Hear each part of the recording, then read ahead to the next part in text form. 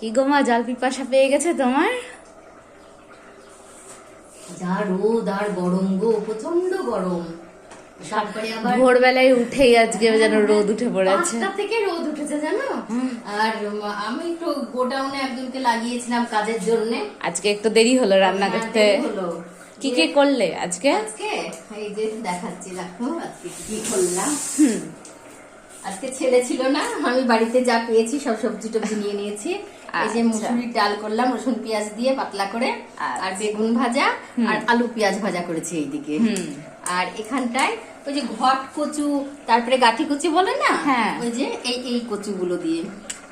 আর এই যে লাল লাল একদম নদীর টাটকা চিংড়ি, জানো একদম তো লাল লাল গো, ছোট ছোট মানে দেশি চিংড়ি না এগুলো? হ্যাঁ হ্যাঁ, একদম নদীর টাটকা চিংড়ি। এইগুলো দিয়ে এই একটা দম করলাম, ভালো লাগে। আমার তো কচু খেতে খুব ভালো লাগে। ভালো লাগে। আর আমরা আবার কি বলতো, একটু রসা খেতে ভালো লাগে।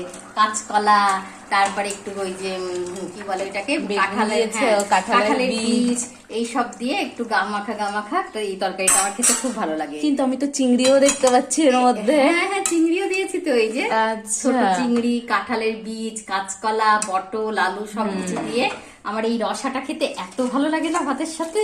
সেন্টটা কিন্তু খুব সুন্দর আসছে। চিংড়ি আছে তো? হ্যাঁ, কলা চিংড়িতে খুব ভালো হয় কাঁচকলার সঙ্গে একদম। দেখো কি করবো বলো, গরমে কাটা মাছ করতে। কালকে তো পাবদা খেলাম, আমি আবার বলছি এখান থেকে একটু চিংড়ি নিয়ে নিই। ছেলে ছিল না, তারপরে ছেলে এলো, ওকে একটু আবার আজকে একটু দেরিতেই খেলো বলো? ছিল না, একটু বাইরে ছিল। আলু পেঁয়াজ ভাজা রুটি করে দিলাম, ধরো ওগুলো খেলো। এইসব করতে করতে রান্নায় দেরি হয়ে গেল। আরে দুপুরের খাবার তো তাহলে এখন অনেক টাইম আছে। অনেক টাইম, স্নান ফান করে সবকিছু হয়ে যাবে, একটু রেস্ট নেবো, নিয়ে তারপর খেতে আসবো। আর দুপুরে তো আমার একদম খেতে ইচ্ছা করছে না। এই তরকারিটা হলো একটু লোভ লোভ লাগছে দুপুরে এই দিয়ে খেয়ে নেবে তুমি। না হলে প্রচন্ড গরম লাগছে, কিচ্ছু ভালো লাগছে না খেতে একদম।